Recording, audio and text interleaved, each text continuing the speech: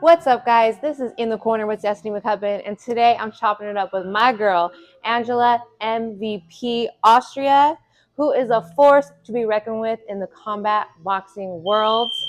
What's up, my girl? How we doing? I'm doing good. Good. How are you? I'm good. I'm good. Thank you so much for taking the time to speak with me today. You just got done training, putting in some tough work. And you're getting ready for a fight right now, so thank you for the time. I know that it's hard when you're in camp and you're doing all that to do other things, especially the media side. So Yes. so thank you, champ. Thank you. Of course. And been doing this since you were how old again? I was 9 years old when I first started. 9 years old, first started, and you're about to be 23. I'm about to be 23 actually next week, June 5th. Okay, Yep. Okay. We got a Gemini on our hands. Gemini. Gemini energy. June 5th, been doing this. Tell me, what led you to this journey? Being a young girl representing the Philippines, coming out of Hawaii, what led you to embark on this combat journey, this boxing journey?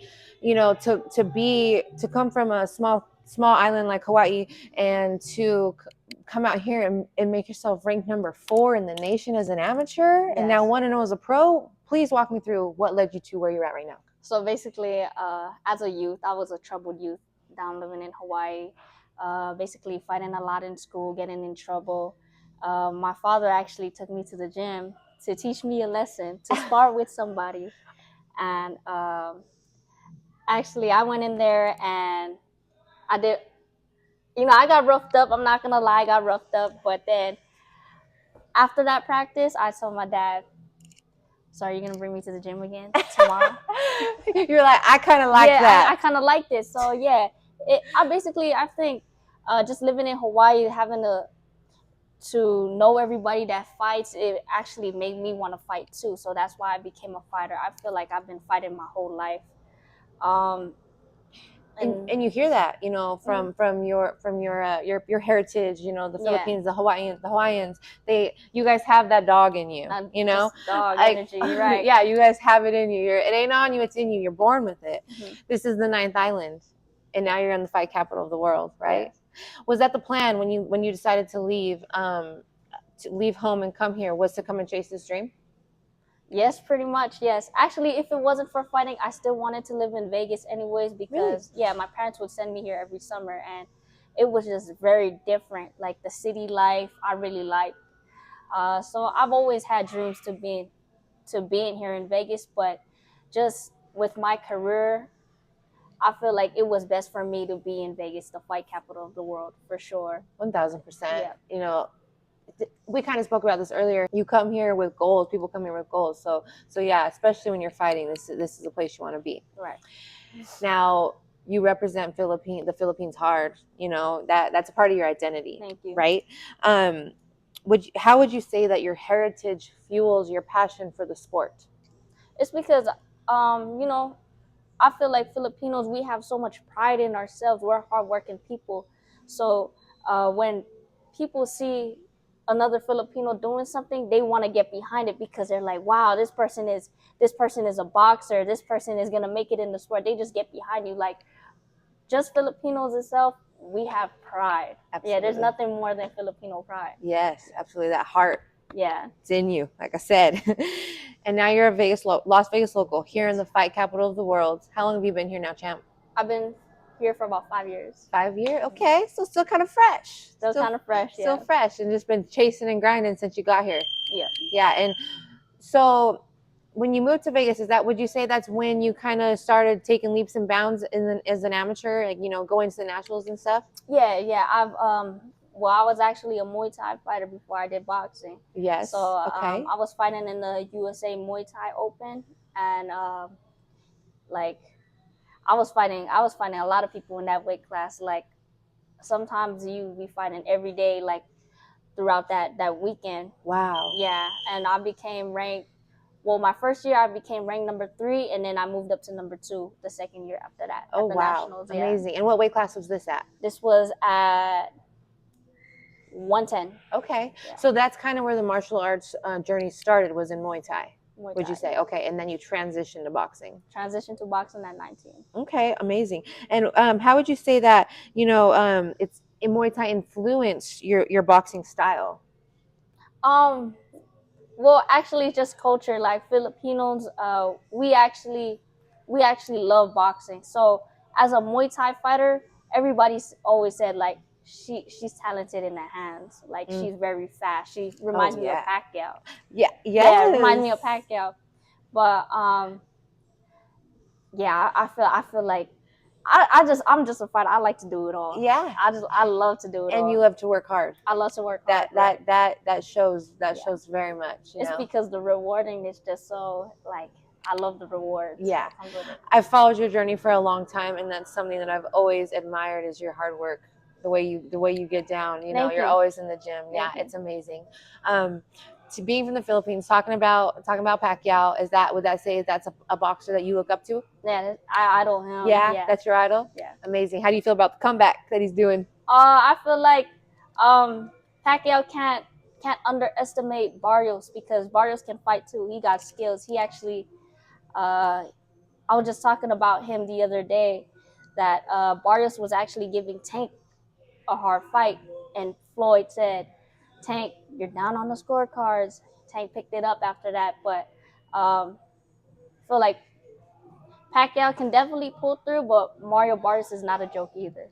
Pacquiao is a humble warrior, though. Mm-hmm. You know, I think you're right. He's gonna come knowing what he's got in front of him, and yeah, I mean he's older. You know, I hope he gets it done. I really do. We'd all love to see that, but you're right. He's got quite the task in front of him. Okay, so being here in Vegas, still quite new, but being here and training here, and you're training with dogs. You're here with Dave, and then you're here at Split T Boxing, yeah. and also One Kick Gym. This is Dewey Cooper, Big Dave. You know, you're training. You're in a doghouse right now. How would you say? And have you been with them since you got here? They've been my first coaches since I got here. That's amazing. That says a lot about you Yeah. and a lot about them as coaches, because so many people come and go and move around all over the place, which is fine. But when you find a fighter that has stayed in the same place for a long time, it says a lot about the entire foundation, right? Mm-hmm. How would you say being here in Vegas has shaped you to the fighter that you are today within the 5 years that you've been here? I'd just say like being around like you say high level coaches like David and Dewey, who have built many world champions around different parts of the sport, whether it's bare knuckle, MMA, Muay Thai, boxing. Just being around them, that makes me work just as hard because they got experience. So not only they're my coach, but they are my mentors as well. And, they guide me, manage me throughout my career. Just being with them, it helped me shape me to the fighter I am because they also work just as hard. Yeah. Like they train us, and right after that, they'll go train Francis Ngannou, whoever world champion they're training focus on next. So Right.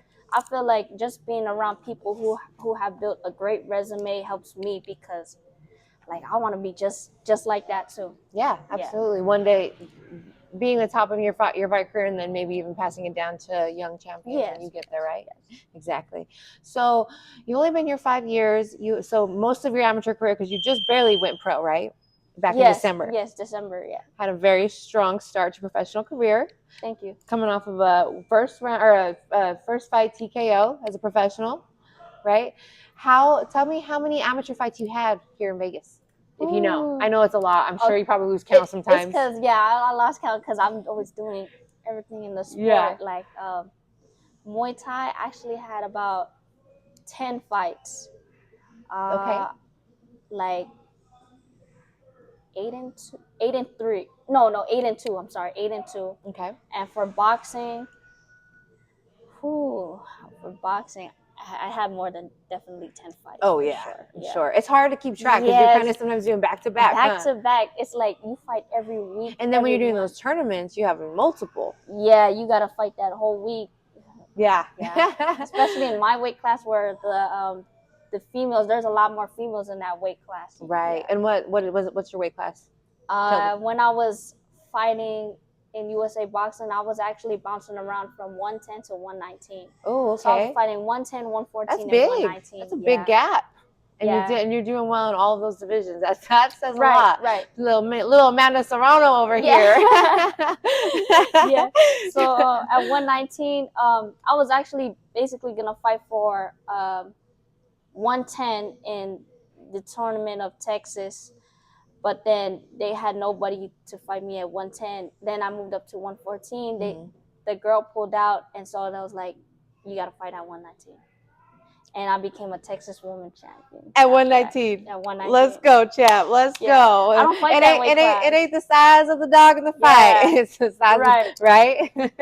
That's amazing. That's amazing, champ. How did you feel at 119? Where you're like, but she's probably a lot slower. Even though 119 is so small, you're probably way faster. It was definitely a lot slower, but I remember that night before the weigh-ins, I was eating barbecue. Oh my God. I was eating a dream kind snacks. of, right? Yeah, I was eating very bad, but I mean, a happy fighter makes a dangerous fighter. That fuels you, right? That shit fuels you. That's amazing. So like I said, you're coming off of a strong professional win. Tell me how it felt to secure that first TKO finish as a professional. It just felt satisfying, but I realized that actually the training and the fight camp is way harder than the fight. Absolutely. It is definitely way harder than girl, I remember seeing the fight and I remember being like, that she went out there and you got it done so quick. I got it done so quick, and I just said, like, what do I do now? Yeah, like I seen the camp, I seen the hard work, and it's so funny that you said that because I literally thought to myself, she got that done so quick. All that, it's not. It's like you want that, right? You want those fights. You want to preserve yourself. You want to preserve your. That's how us fighters stay young, Yeah. But tell them how fast it was. Oh, it was a second round TKO. It's the second round. I fight 4 rounds. I got it done in the second. And how long was camp? About almost 8 weeks. Yeah, 8 weeks. 8 weeks of being in the trenches. 8 weeks. I remember 2-week preparation, 6 weeks hardcore. Yes. I love it. And that's the hardcore training. Again, we've talked about, you're here with Dewey, you're here with Dave. Walk me through a day, what training is like. Give me the vibe, because I know it's tough. I know it's hard work. So kind of put us on. Let us know what it's like. So, I basically wake up at around 10, between 9 to 10. Sometimes I usually run in the morning. It just depends, though. I like to run at night. But I'm here about like 11 a.m. in the gym. I get off from like pad work at around maybe like 12:30. Then from 12:30 to almost 2 o'clock, I'm conditioning. Strength and conditioning. Every day? Maybe 3 times a week. Okay. 3 times a week. But if like Monday, Wednesday, Friday, I'm conditioning, but usually like pad works, we about like 2 hours. We'll be here for 2 hours. Yeah, 2 hours. Grinding. Yeah, and then after that, I rest, and then I do work a day job. So from 5 to 1. What? Yeah, I'm at my day job. Okay, I didn't know that, champ. Right. Wow. But sorry, not day job, night job. 5 p.m. to 1 a.m. you're working? 5 to 1 a.m. And what's your job? I work at the airport. Oh, okay. I didn't know that. What do you do over there? I work for Prospect. Nice. You like it? Yeah. Yeah. It's cool. It's kind of like let your mind just be a little off the pressure and stuff, I'm sure. Right. But if I'm not working at the airport, then I'm working out at night. Okay. Yeah. Okay. Nice. Yeah. And like, you're so young, barely about to be 23. Yeah. Grinding every day to chase your dream, but also grinding to pay the bills. Yeah. And like I said, I've been following this champ for a long time, so I know that you bought a house too, right? In your young age. At 21. You're a homeowner. Well, actually, at 20 years old, before I could buy beer, alcohol. Well, I don't drink, but yeah, I bought a house before she could go use her ID at a bar. Yeah, before I can use my ID. Yeah, you don't hear that, girl. You really don't hear that. Where does that come from? Was that how you were raised, or is that just something you built within yourself? Well, basically, with my parents, my mom and my dad, they came from the Philippines. So once they came to America, they worked hard, and I feel like that hard work is just instilled with me because I seen it from my parents first. Yeah, trying to provide for us. Absolutely. Okay, so you took after them. I took after them. Yeah, right. It's amazing. I love that. So what gyms are you training at? Is it just here? I train at BK MMA, a gym that we opened up here in Las Vegas, and I train here at Spitty Boxing Club. Okay, awesome. And I know that Dave is Dave and Dewey are the kind of the ones that are running Team Combat League. Is that something you think about? I do think about it sometimes. To do T Combat League and fight at the 118 division. Yeah. Because it's just so fun. You got it reminds me of how the amateurs was. You know, you fight every weekend and with your teammates. Right, but this time you fight one round and you get paid. And you get paid, Yeah, girl. you get paid. And then even if you do fight, 2 rounds, you're getting that break in between. It's almost like glorified sparring. Right. If you can get, it's real fighting, but you get that big break, so you're coming fresh into the next round if you got to. Yes. Yeah. So you like the whole aspect of it all? I like concept? The whole aspect, right? The concept. Me too. I'm very intrigued about it. I interviewed your teammate Aiden not too long ago, and he kind of gave me a lot of insight. And I think it's awesome. I'm really excited to see it grow. See, so like if you guys like knockouts, watch the Team Combat League. Yes, because people are coming. They're coming hot. Yeah, because you only got one round. You only got one round, and what I like about it is you can't cherry pick. Right. You can't cherry pick. You're just going with who they put you, with who the team is. Right. That's true. That's true. And it doesn't go on your record. It doesn't go on your record. Which is cool. So you're getting those high level fights with these high level fighters, high level, opponents, but you don't gotta worry about going on your record. So even if you lose, you're getting that experience. Yeah. Which is what we need, right? Especially being a young up and coming. That's what's it's a great for your resume. Right. Yeah. It helped a lot of young prospects out the amateurs. Like say if you're not signed to anybody or a big promotion, people tend to go to the Team Combat League to gain that media attention too. Right. Yeah. 100%. So let's talk about your fight. We got something coming up, right? June 17th. June 17th, and where's this going to be? It's going to be in Santa Marta, Colombia. And that was where the last one was? That was where the last one was. Okay. Yeah. You like going out there? Yes, I love it because they got nice beaches out there. Yeah. It just reminds me of Hawaii. Oh, that's amazing. That's what's so cool about this dream is when it starts to all come to fruition, and you're not only chasing your dream, but you get to see different parts of the world. Right. I've never thought I was gonna become a professional boxer and then fighting overseas. Girl, that's amazing. You're reaping the fruits of your labor. Yeah. Really, that's what you're doing. Talking about fighting overseas, I do have a question. Okay. Is fight camp preparation different when you're fighting internationally versus when you're fighting back home?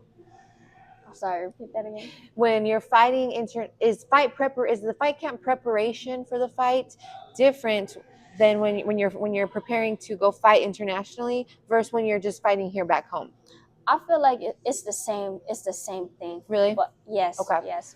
Because I feel like Vegas with the high elevation, we have it all over here. So preparation is definitely the same. Mm-hmm. You can go up to those mountains, which I see you doing. Mountains, right? How often are you doing that, by the way, Jen? We try to do those hard runs on the weekends. Okay. Yeah, because throughout the week, we already have hard training sessions, so we either get it on the treadmill or the track or outside. Yeah, definitely. That's got to be. Do you feel like the helps so much with your endurance going into those mountain runs? It does, because the elevation definitely. Yeah, it's harder out there. It's like I gotta really make it. I gotta really make it to the top of the mountain, because who's here to help me?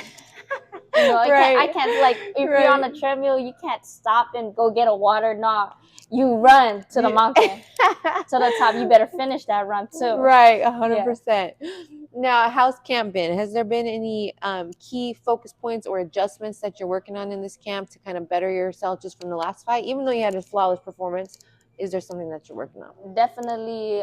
Without telling too much. Yeah, no, it's fine. We're definitely taking it up a notch.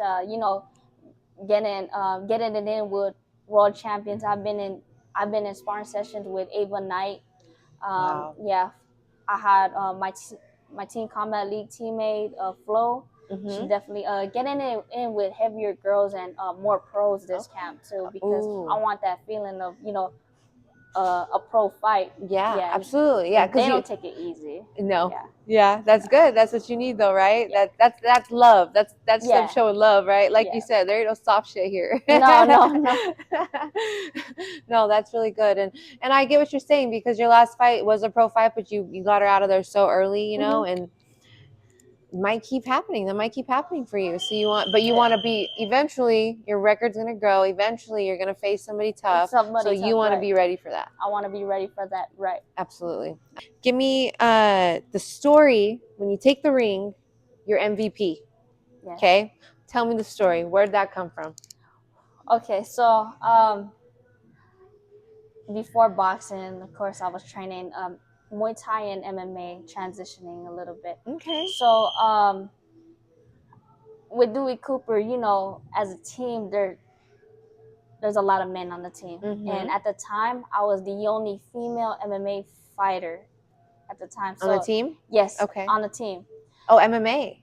You said. Well, yeah. Well, Muay Thai MMA, because I was actually I was gonna have like an MMA fight. Really? Yes. Okay. I was gonna have an MMA fight, and that didn't fall through. I was doing jujitsu. I actually was doing jujitsu down at Raquel Paoluhi gyms. Oh my gosh, I'm actually gonna go watch her compete tonight. Really? Yeah, down at the UFC facility. Yeah, Very she's excited. great. We both share love for Raquel. Yes. Raquel. Shout out to Raquel. And plus, she's also from Hawaii, and she's tough too. Oh, she's a dog. She's a dog. She trains with Dewey, so I was also like, you know, I was trying to get ready for an MMA fight. Yeah. But the name MVP, just being the only girl on the team, and I just had like this superstar energy to me. That's what they said. They said like I just had like a superstar energy. So they said right name could have been like MVP. Let's go. MVP, most valuable player. Yes. MVP. So that just stick with me. It's so funny because now people don't call me by my name Angela. They call me MVP. Really? Yeah. Hell yeah. That's dope. I'm always referring to her as champ. Yeah, champ. This is my champ right here. Looking ahead, Angela, what are the goals? You know, short-term goals, long-term goals. Where are you trying to take this career? I'm trying to be an undisputed world champion. Yes. Pound for pound. Pound for pound. I'm trying to be in the rankings. Short-term goals, just keep winning and learning along the way. Long-term goals is definitely world champion. Being up there. Yes. Being up there. Being remembered. Being remembered, and you know, potentially a Hall of Famer too. Let's go. Yeah. I love that. That one gave me the chills, girl. That one gave me the chills. I love to hear that. Tell me what do you want to be remembered when people hear the name, you know, Angela MVP Austria? What do you want people to remember you by? When people look back, how do you want them to remember you? That she was a great fighter. Like just because like I represent the Philippines, you know, you think of Manny Pacquiao, they're like, wow, Manny Pacquiao, I want to be just like that, a Filipino female fighter, Angela Austria. Yes, I want people to remember. I love that. You're so right, because when you hear Manny Pacquiao, that's what you think. Filipino boxer, you know, and just fought with pride, humble warrior, amazing fighter. I see that in you so much. I really do. Thank you. You mirror him a lot. Thank you. I have no doubt that that's what you're going to go down for, girl. 100%. Yes, of course. You're only, I keep saying this, but only 22, so short career, right? Short time in this, doing this. But tell me, up to this far, what's the most memorable moment in your career? Whether that's in a fight, whether that's in just the moving, whether that's in sparring, whatever it is. The most memorable moment is winning my pro debut, for sure. Because I definitely had a lot of wins in the amateur, but it doesn't hit like my pro debut, because now we know, you know, your amateur record, it doesn't matter. It doesn't matter before you go into the pros. Like once you're pro, you're down 0-0. So I feel like just winning that first fight was what set the tone for my whole career from here on out. 1,000%. That's what set the tone. 1,000%. When we talked about this, you said Pacquiao is definitely the fighter that inspires you. But is there any other fighters that you look up to, even female boxers that are, you know, carrying you to where you're at right now? Yeah, sure. I would say people like Alicia Baumgardner. Yes, because she's bad. Right. She could fight. She got skills, and she's also pretty too. Out the ring, and like the way she talks about herself, she talks about being great. That's just the mindset I have. It's just about being great. You know, taking taking things up a next level. I just love the way she talks. Like, it's just greatness. Absolutely. Greatness hearing greatness. Greatness hearing greatness, Yep. right. Greatness recognizing greatness. Real recognize real girl. I'm so glad you actually brought her up because I wanted to ask you how you feel about the Katie or the Serrano Taylor 3 match coming up, and Alicia's on that. Oh, yeah. I feel like Alicia definitely made one of the best moves in her career, being signed to MVP. Definitely one of the best fighters here today. Amanda Serrano and Katie Taylor, that's gonna definitely be a nice trilogy. Yeah. I'm interested in seeing that. How did you feel about the did you feel like it was a fair call on the win, or do you think Miranda got robbed? I feel like that fight was definitely 50-50 because it was hard to they definitely fought each other before, so they know. But if it wasn't for the headbutt, I feel like things could have been a lot more different. I see. I agree. I totally agree. And then it's an all women's card, so that's awesome. Yeah, that's freaking dope. It's gonna be historic moment, which it's so cool to see this game evolving for us, catering to us women. Finally, you know, which is great for you because you're just starting out in your professional career and it's starting now. So when you get to that high level, it's going to be catered to women. You know, women are going to be headlining events and stuff like that. Do you have a arena or stadium or anywhere like you wish to dream fight at? Oh my gosh. Okay, so I have told like my Instagram before, like before sometimes like late at night, if I can't sleep, I'll drive past T-Mobile Arena. Just take the freeway going up north. Just drive past T-Mobile Arena and say, one day I'm gonna be fighting here. Yeah, one day I'm gonna be fighting here. I really love that. Oh my gosh. Don't make me cry. That is dream chasing, girl. And that I have no doubt that you will be doing that, and I will be there. Yes, you sure will be there. I will be there. I'm gonna be like, Angela, remember when I seen you win that title at the Jean Lewis tournament? Yeah. That big belt. Oh, that was a big belt. I got to witness this girl win her first title at the Jean Lewis tournament down in Phoenix, 2-3 years ago? Oh, yeah. It's been a while. That Time was flies. Definitely either 2022. 2022. Yep. That's awesome, girl. Thank you so much for your time today, Angela. It's been amazing. Is there anybody you want to thank, you know, from just your whole journey to where you're at now before I let you go? Oh, yeah, definitely. Thank you to Coach David Hayes, Coach Dewey Cooper. Definitely them too, because I wouldn't be MVP without them. So thank you for taking care of me and being like family to me. Thank you. Beautiful. Please also let the fans know and the people know where they can follow you and watch your journey. You guys can follow me on Instagram, Angela Austria with 2 A's at the end.